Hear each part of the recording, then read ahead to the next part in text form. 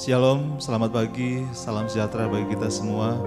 Bapak Ibu, saudara-saudara yang terkasih dalam Tuhan, dimanapun Anda berada saat ini, mari sama-sama kita mau menaikkan pujian, pengagungan kita kepada Tuhan. Sebab Dia Allah yang layak kita tinggikan, Dia Allah yang layak kita sembah. Sebab Dia yang layak terima segala pujian, terima segala hormat dan pengagungan. Haleluya, Engkau yang layak Tuhan, Engkau yang layak Tuhan. Haleluya.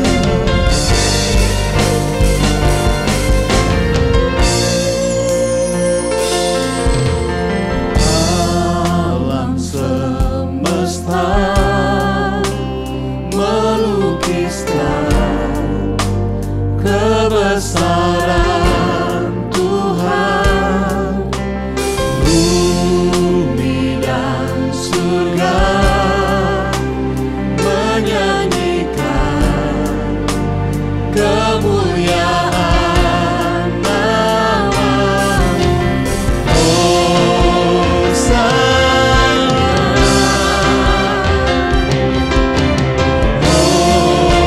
Hosana,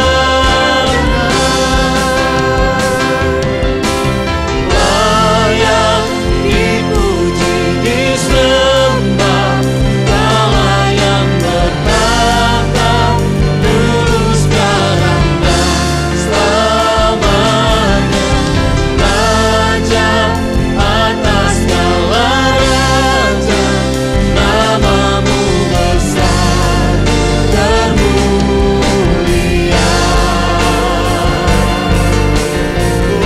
Kau yang termulia, Kau yang terbesar Tuhan, Kau yang layak ditinggikan Tuhan. Alam semesta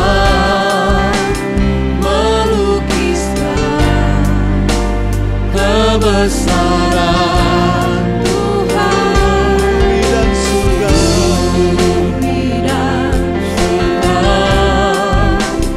menyanyikan kemuliaan nama-Mu.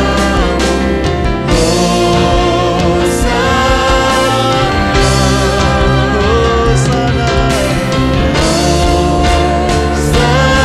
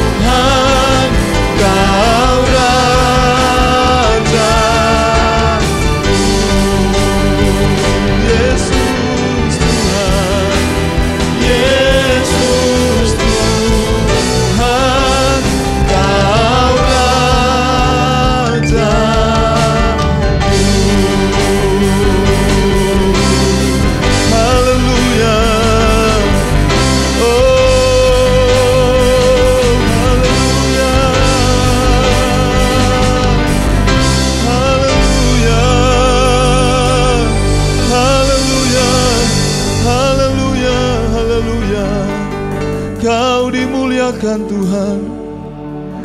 Kau yang layak, Kau yang layak Tuhan. Kau yang layak, Kau yang layak Tuhan. Haleluya, haleluya. Kami muliakan nama-Mu Tuhan. Kami muliakan nama-Mu Yesus. Sebab Engkau yang layak Tuhan. Sebab Engkau yang layak Tuhan. Haleluya, haleluya, haleluya, haleluya, haleluya. Terpujilah nama-Mu Tuhan. Terpujilah nama-Mu Tuhan. Terpujilah nama-Mu Tuhan. Haleluya. Yesus Tuhan, Kau yang layak Tuhan. Kau ditinggikan Tuhan. Kau dimuliakan selamanya Tuhan. Kau dimuliakan Tuhan. Haleluya, haleluya, haleluya, haleluya. Terima kasih Tuhan, terima kasih. Kiranya Engkau berkenan atas ibadah kami pagi hari ini Tuhan. Terpujilah nama-Mu Tuhan, terima kasih Tuhan. Segala pujian, hormat dan pengagungan kami hanya kepadamu Bapa. Di dalam nama Tuhan Yesus Kristus kami mulaikan ibadah kami pagi hari ini. Haleluya, amin. Puji Tuhan.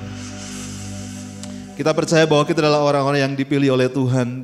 Kita dipanggil untuk menyatakan kemuliaan-Nya. Sebab itu mari sama-sama kita memuji Dia. Sebab Dia yang telah memilih kita untuk menyatakan kemuliaan-Nya bagi bangsa-bangsa. Haleluya.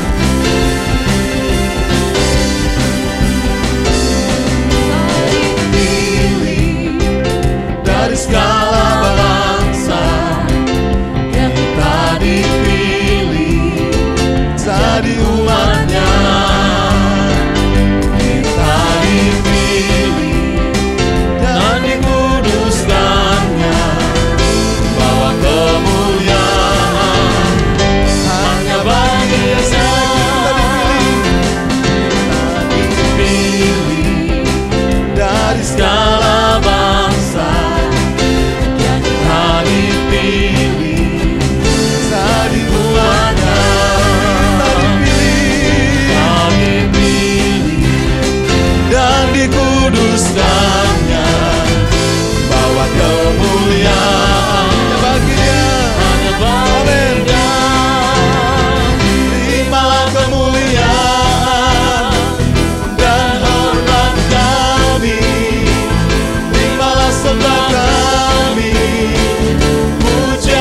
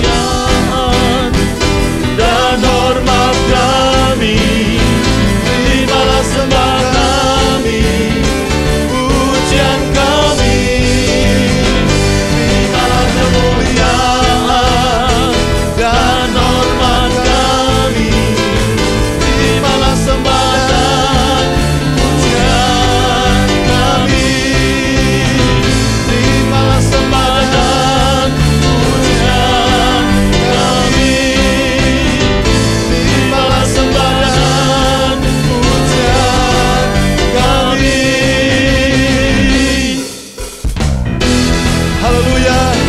Kami membawa bangsa kami bagi-Mu Tuhan. Kami rindu lawatan-Mu Tuhan bagi bangsa kami. Amin. Ku punya visi bangsa ini, ku punya mimpi untuk negeriku. Satukan hati dan berdoa, oleh iman bangkitlah negeriku. Ku punya visi, ku punya visi untuk bangsa ini, ku punya mimpi untuk negeriku. Satukan hati dan berdoa, oleh iman bangkitlah negeriku. Setiap lutut bertelut menyembah-Mu, setiap lidah mengaku Kaulah Tuhan. Bukalah pintu surga, urapi doaku, lawanlah bangsa dan negeri kami. Ku punya visi untuk bangsa ini, ku punya mimpi untuk negeriku. Satukan hati, satukan hati dan berdoa, oleh iman bangkitlah negeriku. Setiap lutut bertelut menyembah-Mu, setiap lidah mengaku Kaulah Tuhan. Bukalah pintu surga, urapi doaku, lawatlah bangsa dan negeri kami.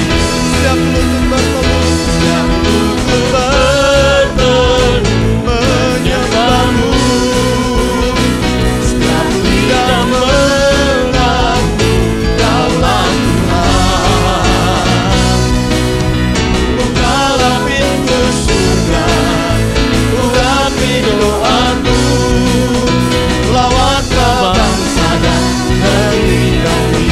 Lawatlah Tuhan, lawatlah bangsa dan negeri kami. Lawatlah bangsa dan negeri kami. Haleluya. Terpujilah nama-Mu Tuhan. Terima kasih Tuhan. Tiba saatnya kami mau mendengarkan firman-Mu Tuhan. Hanya Engkau satu-satunya yang menjadi penolong kami. Engkau satu-satunya yang menjadi sumber kekuatan, pengharapan kami Tuhan. Terima kasih Tuhan, terima kasih Tuhan.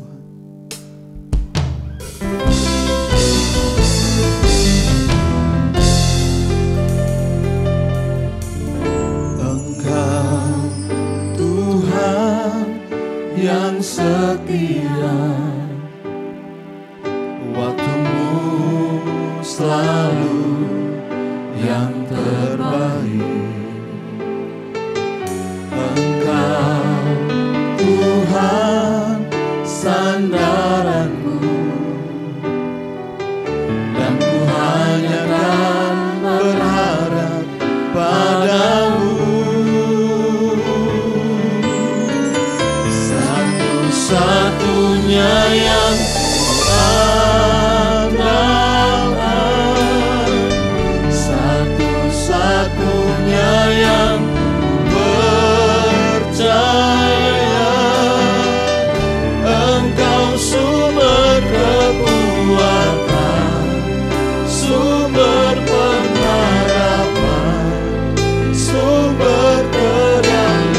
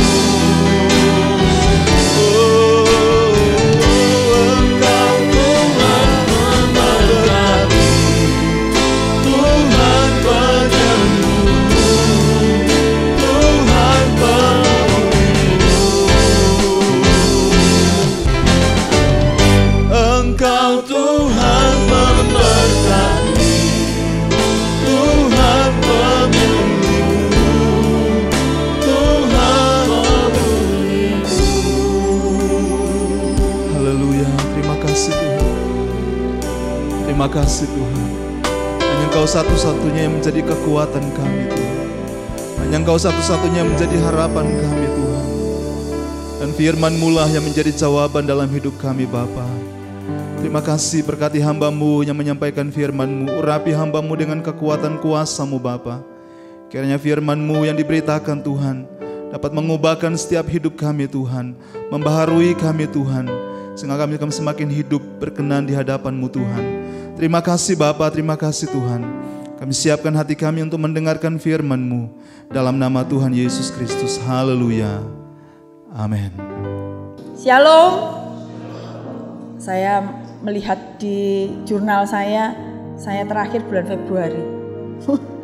Sudah hampir lama juga ya, makanya saya bilang seperti lama kita tidak ketemu. Ternyata pandemi memisahkan kita. Ya, pada saat ini senang kita bisa beribadah bersama-sama. Saya bersyukur bahwa walaupun di tengah pandemi saudara masih punya hati semangat untuk beribadah. Karena kita tahu bahwa kekuatan kita adalah di tangan Tuhan. Nah, saudara, saya ingin menyampaikan tentang kunci untuk meraih sukses. Pasti saudara membutuhkan hal-hal yang saudara pegang untuk tahun ke depan, apa yang akan terjadi. Nah, apa yang akan kita pelajari? Saya suka kita akan belajar dari kitab Wahyu.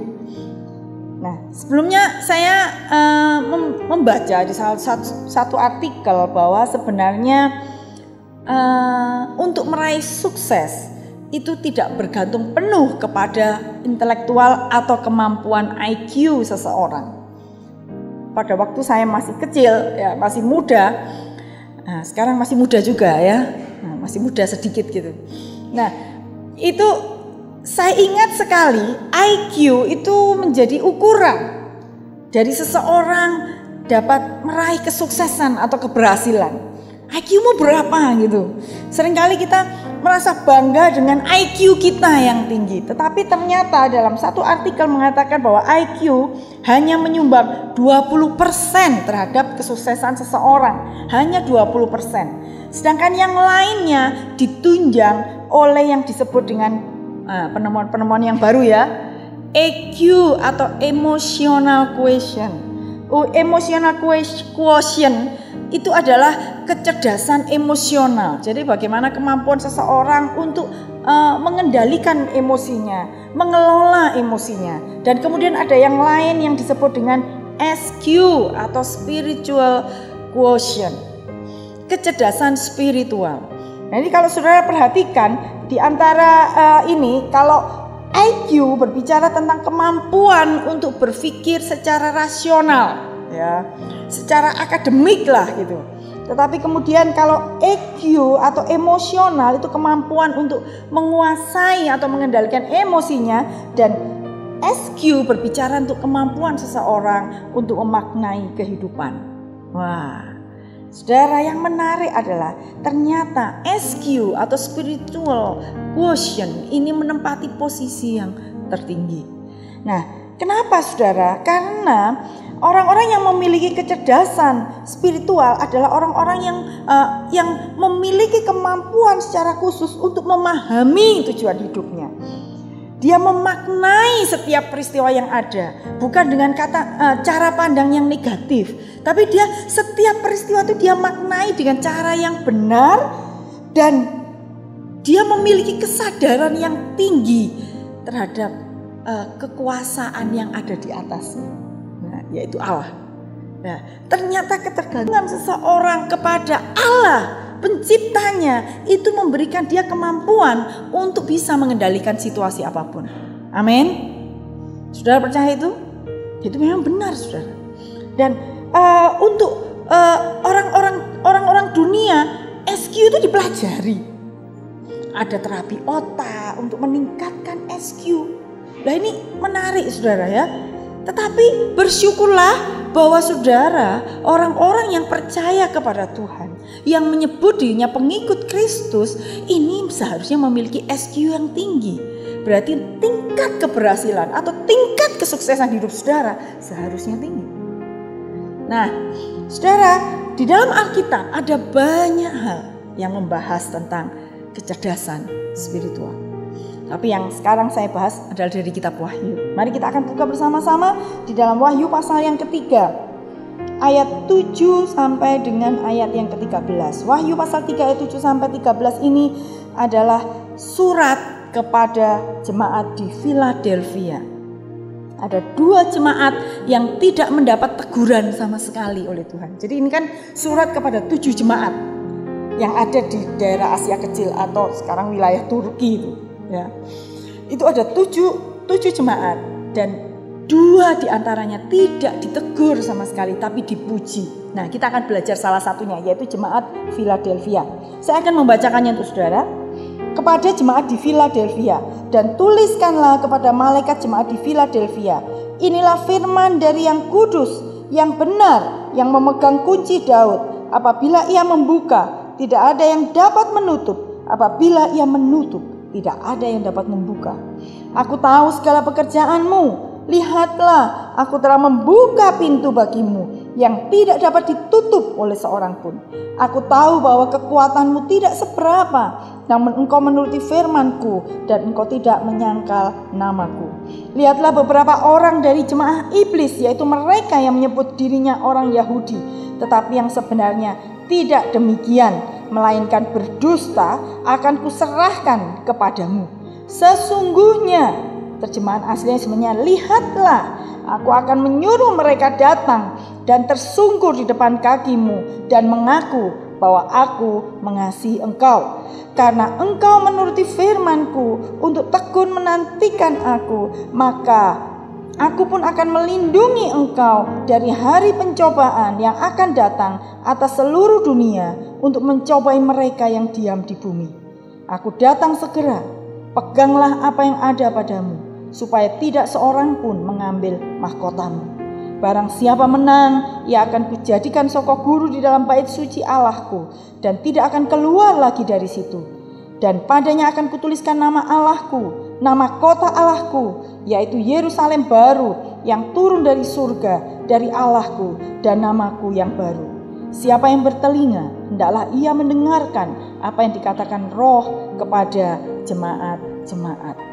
Saudara, ayat-ayat ini berbicara tentang 3 kunci kesuksesan berdasarkan, saya menggarisbawahi prinsip kesuksesan berdasarkan kata lihatlah. Ada 3 kata lihatlah. Mari kita akan belajar kesuksesan yang pertama. Saya tunjukkan sebenarnya di situ ada gambar kota Philadelphia. Ini kota Philadelphia zaman sekarang. Ya, namanya kota ini diberi nama Alasehir, yaitu ada di negara Turki. Nah, kota ini memiliki jemaat yang tidak banyak, jemaatnya sederhana. Ya, jadi ada jemaat yang ada di kota ini, kota kecil. Nah, jemaat ini sebenarnya dibandingkan dengan orang Yahudi, jemaat ini adalah jemaat yang minoritas. Orang Yahudi lebih banyak, dan rupanya kalau dilihat di dalam ayat ini ya saudara ya, dari ayat 9 ini nampak bahwa orang-orang Yahudi rupanya menganiaya orang Kristen. Mereka menekan orang Kristen yang minoritas ini. Jadi itu sebabnya kenapa Tuhan memberi penghiburan kepada jemaat Philadelphia. Jangan takut kamu ya. Tuhan menolong, aku akan menolong engkau, aku akan membuat orang-orang yang menganiaya engkau, yang menekan engkau, yang memfitnah engkau, yang mau menghancurkan engkau akan tunduk di bawah kaki. Wah, ini ayat yang luar biasa. Nah, kemudian yang menarik lagi kalau saudara perhatikan bagaimana Tuhan Yesus memperkenalkan diri kepada jemaat Philadelphia. Di setiap surat, di setiap jemaat yang disurati ini saudara ya, Tuhan Yesus itu memperkenalkan diri dengan cara yang berbeda-beda. Nah, yang ayat ini khusus untuk jemaat Philadelphia, Tuhan Yesus memperkenalkan sebagai inilah firman dari yang kudus, yang benar, yang memegang kunci Daud. Apabila ia membuka, tidak ada yang dapat menutup, dan apabila ia menutup, tidak ada yang dapat membuka. Nah, ini menunjukkan bahwa Tuhan ingin menampilkan kepada jemaat Philadelphia yang pada waktu itu yang sederhana tapi yang mengalami penderitaan. Dia katakan, Aku ini yang kudus dan yang benar. Ini menunjukkan aku ini adalah Allah. Menunjukkan keilahiannya. Karena hanya Allah yang kudus dan yang benar. Tidak ada yang lain. Nah, jadi dia menunjukkan kealahannya. Dan kemudian dia juga menunjukkan bahwa aku Allah, memegang kunci Daud. Artinya apa? Kunci jalan menuju keselamatan. Jalan menuju kepada kemenangan, jalan kekuasaan, kedaulatan yang Allah punya untuk menghakimi umatnya.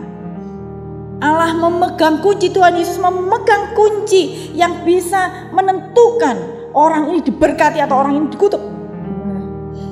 Tuhan Yesus memegang kunci untuk menolong orang-orang yang dikasihinya dan menghukum orang-orang yang tidak memahami akan jalan dan kehendak Tuhan, atau orang yang berjalan dengan kekuatannya sendiri, atau orang-orang yang memilih untuk menentang dia dan mengandalkan kepada kekuatannya. Nah, berdasarkan hal ini saudara, mari kita akan belajar yang pertama. Kata lihatlah yang pertama di ayat yang ke-8. Aku tahu segala pekerjaanmu. Lihatlah, aku telah membuka pintu bagimu yang tidak dapat ditutup oleh seorang pun. Aku tahu bahwa kekuatanmu tidak seberapa, namun engkau menuruti firmanku dan engkau tidak menyangkal namaku. Kunci yang pertama ini ditunjukkan dengan bagaimana seseorang ini seharusnya tahu, memiliki kesadaran, memiliki keyakinan kuat dan ketergantungan kepada Tuhan. Dia katakan di sini, aku telah membuka pintu bagimu yang tidak dapat ditutup oleh seorang pun. Ayat ini menunjukkan bahwa Allah memiliki kedaulatan penuh atas hidup kita. Walaupun kita tahu hal ini, tapi tidak semua dari kita memiliki ketergantungan penuh kepada Dia. Kita kadang-kala lebih suka mengandalkan kepada IQ kita, kemampuan otak kita. Kita kadang-kala memilih jalan keluar sendiri. Tetapi Allah yang memegang kunci berkat yang rohani dalam kehidupan saudara. Baik itu kehidupan rohani saudara maupun kehidupan jasmani saudara. Allah lah yang memegang kunci. Karena itu maka kita harus belajar bergantung kepada Allah. Tuhan tahu kemampuan kita. Misalnya Tuhan datang ke sini, Tuhan juga ngomong kepada kita, aku tahu bahwa kemampuanmu tidak seberapa. Aku tahu kondisi ekonomimu lumayan biasa gitu. Tapi ya sudahlah, inilah kita gitu ya. Tetapi dengan kondisi kita yang sekarang, maka kita harus menjadi orang yang bergantung penuh kepada Allah. Karena hanya Allah yang sanggup membuka pintu untuk kita. Gak usah khawatir tentang kehidupan kita. Gak usah takut. Beberapa waktu lalu, kalau gak salah bulan September, ada seorang anak muda yang datang kepada saya. Cerita dan kemudian mulai nangis. Dia katakan, aduh tante, kok ono ayah gitu. Dia baru mendengar kakaknya keluar dari pekerjaan dan kemudian di pekerjaannya dia sendiri, di perusahaan dia juga ini ada pengurangan tenaga kerja karena masa pandemi. Jadi dia diberitahu bahwa nanti Desember kamu selesai. Ya, yang bagusnya perusahaan ini tidak langsung. Jadi dia masih ada waktu untuk mencari. Tapi secara manusia sudah dalam situasi pandemi seperti ini bagaimana mungkin gitu kan? Sudah susah, sudah banyak pengurangan. Bagaimana dia harus dapat pekerjaan baru, mencari lagi. Belum lagi dia harus memiliki tanggungan-tanggungan, adiknya kuliah dan sebagainya. Wah, pasti sulit gitu. Jadi dia menangis, dia rasa seperti saya tidak tahu bagaimana Tuhan, kenapa Tuhan izinkan ini terjadi dalam keluarga kamu. Tapi kemarin ketika ketemu, saya tanya bagaimana? Kamu sudah keluar, sudah dapat pekerjaan baru. Dan dia katakan, oh tante belum tahu ya. Puji Tuhan tante. Tante tahu enggak? Setelah itu saya berdoa puasa 40 hari. Saya tidak lagi begini tante. Saya angkat tangan, nyembah menyembah sama Tuhan. Saya katakan, Tuhan, saya tidak tahu masa depan saya, tapi saya bergantung penuh kepada Tuhan. Dan tante tahu tanggal berapa, kalau nggak salah tanggal 7 gitu, dia dikeluarkan Desember. Tapi 3 hari kemudian dia mendapat panggilan, bukan karena dilamar, bukan karena maksudnya dia melamar gitu. Dia tidak melakukan masukkan lamaran pekerjaan sama sekali. Tapi ada orang yang telepon kepada dia dan katakan, kamu mau kerja di sini? Wow, 3 hari dia katakan, aduh tante, aku nggak bisa ngomong. Tuhan benar luar biasa. Cuma 3 hari tante, dan Tuhan sudah ganti satu pekerjaan. Saudara, kita tidak bisa bergantung dengan kekuatan kita dalam masa seperti ini. Tetapi ketika kita melihat bahwa Tuhanlah yang berdaulat atas hidup kita, bergantunglah penuh kepada Tuhan. Andalkan Tuhan dalam hidup saudara. Walaupun secara fakta itu mustahil gitu loh. Secara fakta itu rasanya tidak mungkin. Ya sudah, tidak apa-apa. Kan yang punya hak atas memegang kunci kesuksesan itu Tuhan, bukan kita. Bukan pimpinan kita. Yang berikutnya kalau saudara perhatikan di dalam ayat ini, Tuhan memuji jemaat Philadelphia. Dia katakan bahwa engkau menuruti firman-Ku dan engkau tidak menyangkal namaku. Ini menunjukkan ketergantungannya. Dia bergantung penuh kepada janji firman Tuhan dan melakukannya. Tuhan ngomong apa? Ya dilakukan. Hal yang kecil dilakukan, saudara. Gak usah rasa berat. Kadang-kadang dalam situasi seperti ini ya saudara, untuk memberi persepuluhan, memberi persembahan, terus Natal, janji iman Natal, aduh kok akeh gitu ya, pemberian sementara ini minim sekali. Tapi firman Tuhan tidak pernah salah ketika Tuhan mengatakan, berilah, maka Tuhan akan memberkati engkau. Kita susah, tapi ada orang yang lebih susah.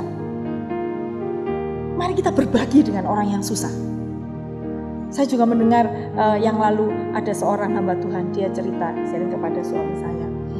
Pak, sekarang nih saya tuh mendengar jaringan, dia ini ketua jaringan doa nasional Pasuruan.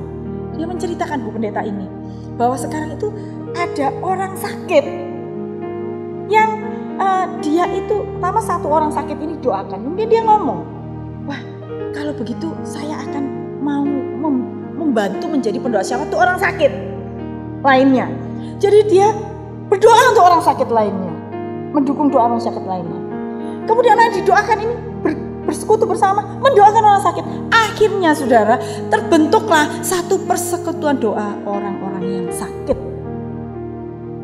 Masalah sembuh itu kedaulatan Tuhan, betul nggak? Karena Tuhan yang memegang kunci. Tetapi masalah ini, satu hal yang luar biasa, saya langsung ngomong pada suami saya, bagus ya. Kadang-kadang orang sembuh yang mendoakan orang sakit, ini enggak. Orang sakit mendoakan orang sakit. Pada saat dia mendoakan orang lain, dia dikuatkan. Ini menunjukkan bahwa dia melakukan firman Tuhan, dia hanya percaya. Kalau Tuhan katakan jangan khawatir. Urusan masalah yang terjadi dalam kehidupan kita, itu urusannya Tuhan. Yang penting aku melakukan firman Tuhan. Ini yang dilakukan oleh Philadelphia, saudara. Dia taat saja kepada Tuhan. Dia setia saja kepada Tuhan dan tidak pernah menyangkal imannya. Itu yang membuat dia kuat.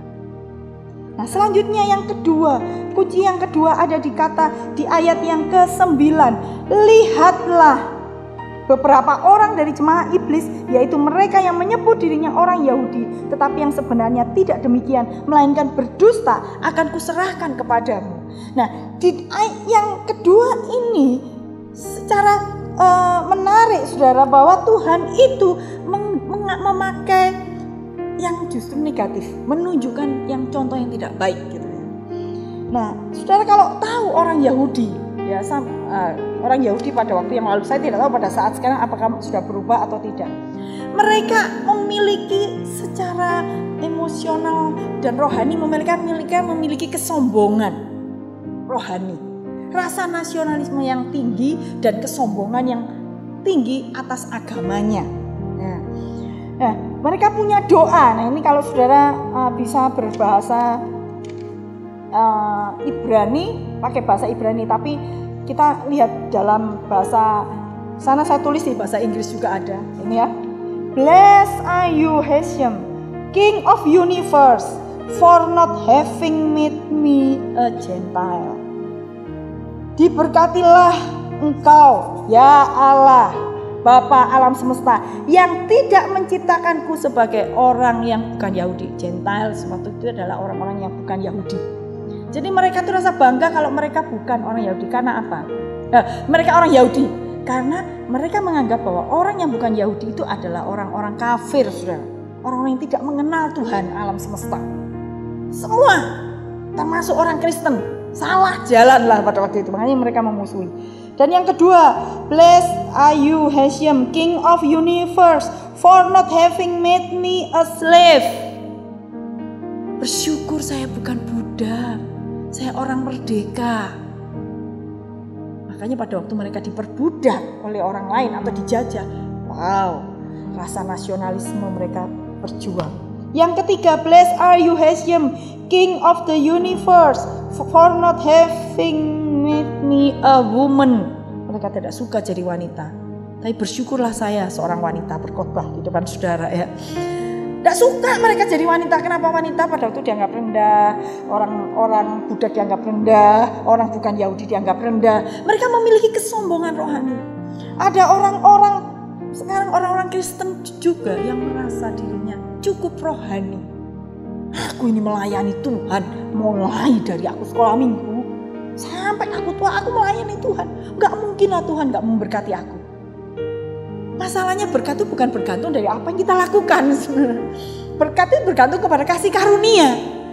Hadiah itu kasih karunia, ya. Promosi itu kasih karunia.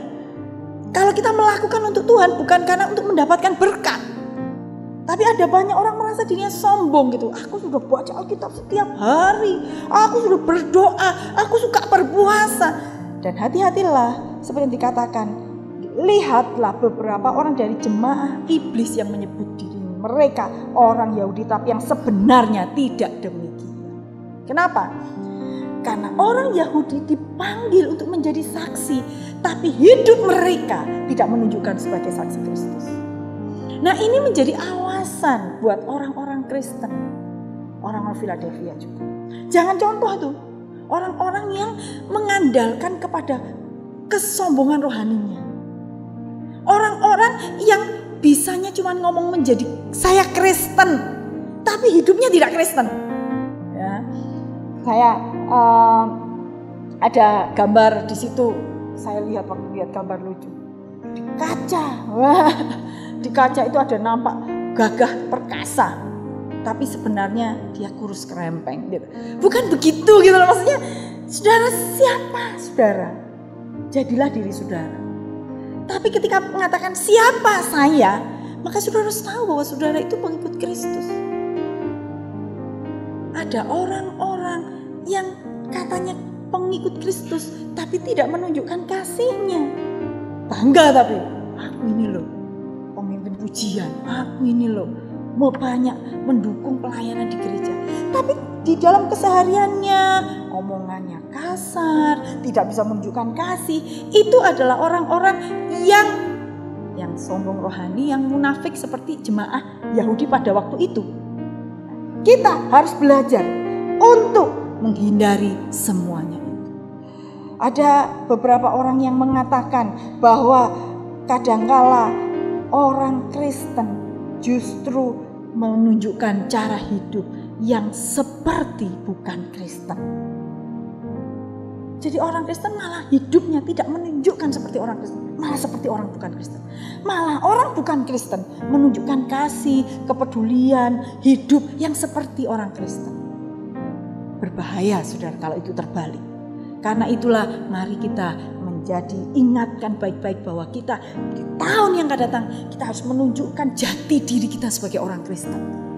Bagaimana kita tahu jati diri orang Kristen? Yang pertama tadi, taat firman Tuhan, belajar firman Tuhan. Yang terakhir saudara, kata lihatlah yang terakhir ada di bagian ayat yang ke-9, tapi yang bagian B itu yang katakan, sesungguhnya aku akan menyuruh mereka datang dan tersungkur di depan kakimu dan mengaku bahwa aku mengasihi engkau. Kata sesungguhnya sebenarnya itu bahasa aslinya lihatlah. Sama lihatlah yang ketiga. Lihatlah, aku akan menyuruh mereka datang dan tersungkur depan kakimu dan mengaku bahwa aku mengasihi engkau. Kita harus menyadari bahwa satu kali mungkin kita akan menghadapi orang-orang yang berbuat jahat kepada kita, seperti yang dialami orang-orang Philadelphia. Mungkin satu kali kita akan menghadapi orang-orang yang memfitnah kita, karena dunia semakin kejam. Semua ada persaingan karena situasi yang sulit. Ingatlah, mungkin satu kali kita akan menghadapi hal-hal yang membuat akhirnya kita patah semangat karena situasi yang kita hadapi atau karena orang yang kita hadapi. Tetapi ayat ini mengatakan kepada kita bahwa Allah lah, ingat sekali lagi, Allah lah yang bisa membuat orang itu tersungkur di kaki kita. Wah, berarti satu kali nanti orang itu akan datang dan minta maaf dan menyembah kepada saya. Bukan itu maksudnya ya. Maksudnya nggak usah lah sampai menyembah kepada saudara, minta maaf. Tidak, bukan itu yang dimaksud. Tapi maksudnya adalah kita tidak perlu takut satu kali menghadapi masa sulit yang akan kita hadapi. Kita tidak perlu takut akan fitnah orang. Kita tidak perlu takut bila ada orang-orang yang menekan kita. Kita tidak perlu takut bila ada orang yang merendahkan kita. Karena satu kali Tuhan akan memunculkan kebenaran kita. Orang lain akan tahu, ini loh orang benar. Kadang-kala saudara ya, saya sendiri juga kadang-kala tidak suka kalau orang itu merendahkan saya. Atau mengatakan sesuatu yang seperti membuat saya, kamu tuh gak jujur. Waduh, saya langsung marah gitu rasanya. Kok aku gak jujur? Aku sudah benar-benar mengatakan jujur. Tapi kan tidak semua orang bisa mempercayai kita gitu. Tetapi kita tidak perlu ngomong, teriak, akui ini loh, aku ini orang rohani. Ini loh, aku tunjukkan aku ini pendeta. Ini loh, aku tunjuk ini, aku ini orang jujur, berintegritas. Gak perlu saudara, karena Tuhan yang akan memunculkan kebenaran kita. Orang lain akan mengakui itu. Tidak harus kita berteriak-teriak. Yang kita lakukan adalah kita tetap menghadapi kehidupan dengan sungguh-sungguh bergantung kepada Allah.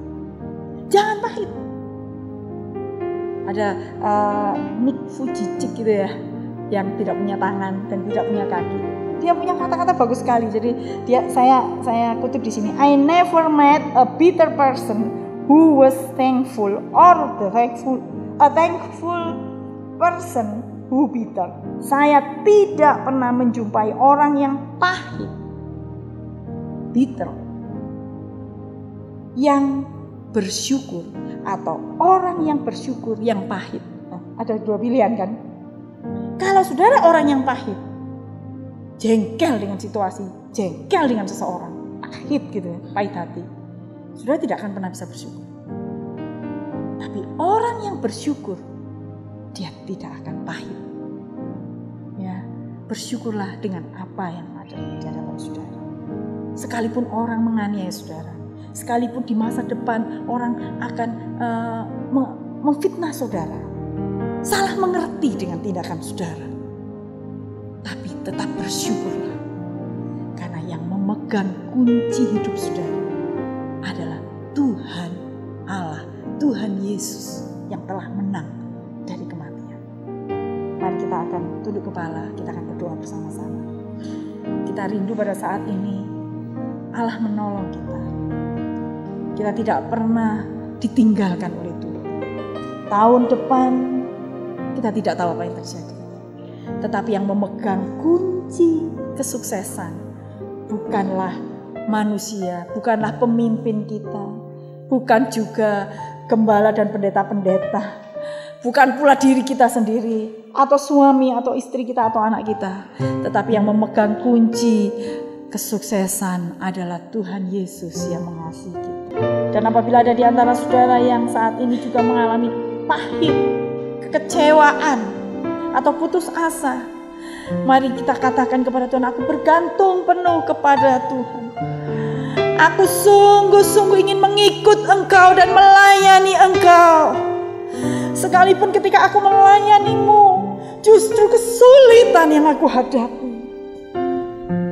Tapi aku percaya Bahwa ketika aku taat kepada Engkau, ketika aku sungguh-sungguh bergantung kepadamu, mencarimu dengan sungguh, maka Engkau akan memperjuangkan hakku ya Tuhan.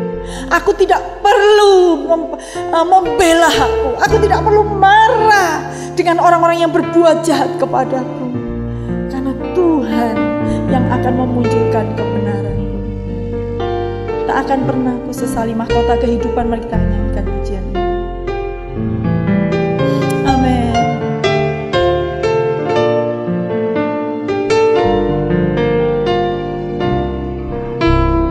Tak akan pernah ku sesali mengiring Yesus sepanjang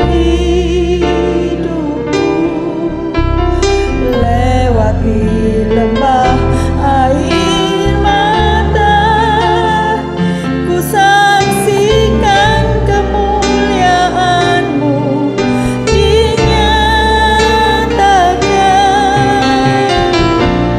Berapapun harga yang harus ku bayar, ku kan tetap setia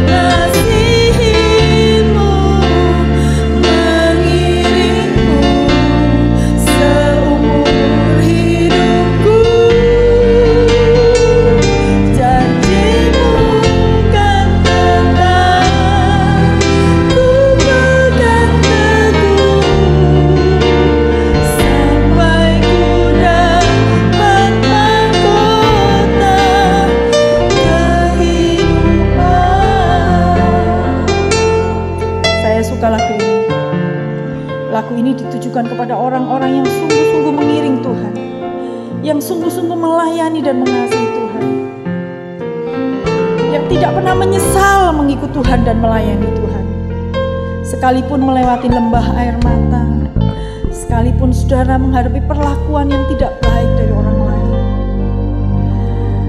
kita akan tetap setia melayani Tuhan dan mengiring Tuhan sampai satu kali seperti yang dijanjikan oleh Tuhan, bahwa Tuhan akan menunjukkan kebenaran kita.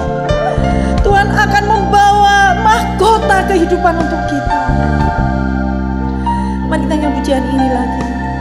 Tak akan pernah ku sesali mengiring Yesus sepanjang hidupku, lewati lembah air mata, ku saksikan kemuliaan-Mu dinyatakan. Berapapun harga yang harus ku bayar, ku kan tetap setia melayani Tuhan. Amin.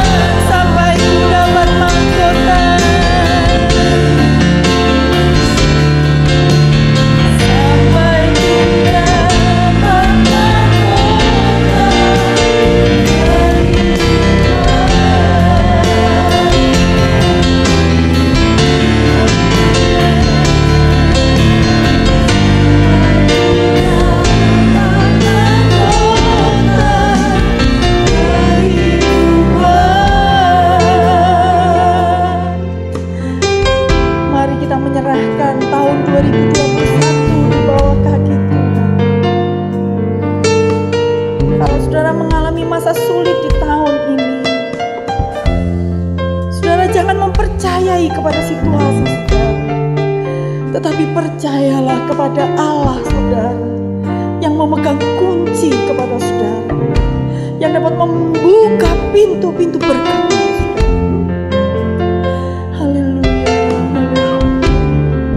Buatlah komitmen pada hari ini bahwa aku akan mengiringmu dengan setia. Aku akan melakukan semua firman-Mu dan tidak pernah aku biarkan satu firman pun gugur. Tuhan, aku ingin melakukannya sekalipun sulit. Haleluya, Yesus, haleluya.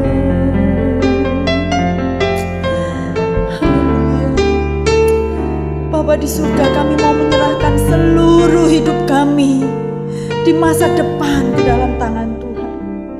Di tahun 2021 yang kami tidak tahu apa yang akan terjadi,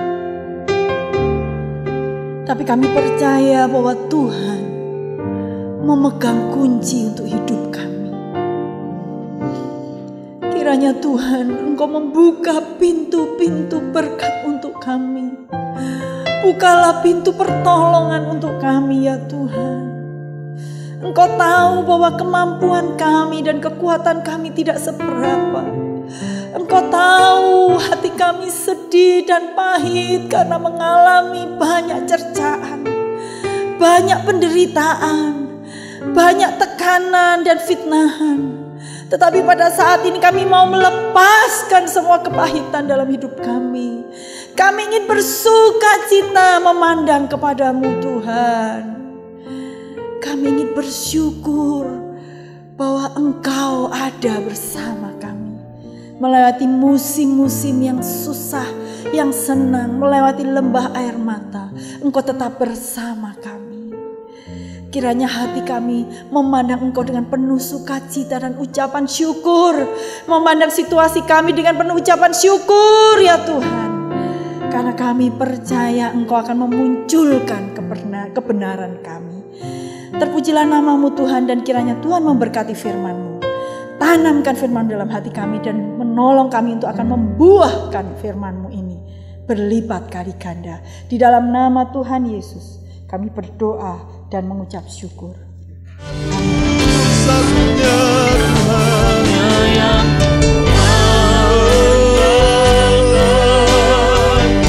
satu-satunya yang percaya, Engkau sumber kekuatan, sumber pengharapan, sumber kedamaian. Oh, satu-satunya yang andalkan, satu-satunya yang percaya, Engkau Tuhan memberkati, Tuhan penyembuh, Tuhan pemulihku. Oh, Engkau Tuhan memberkati, Tuhan penyembuh, Tuhan pemulihku. Engkau Tuhan memberkati, Tuhan penyembuh, Tuhan pemulihku. Ya Tuhan, hadirat-Mu tetap menyertai mereka untuk memberkati setiap rumah tangga mereka, seluruh anggota keluarga mereka. Berkatilah usaha dan mata pencaharian umat-Mu. Berkatilah roti dan air mereka. Berkatilah umat-Mu ini dengan kekuatan dan kesehatan. Sesungguhnya Engkau sangat mengasihi umat-Mu.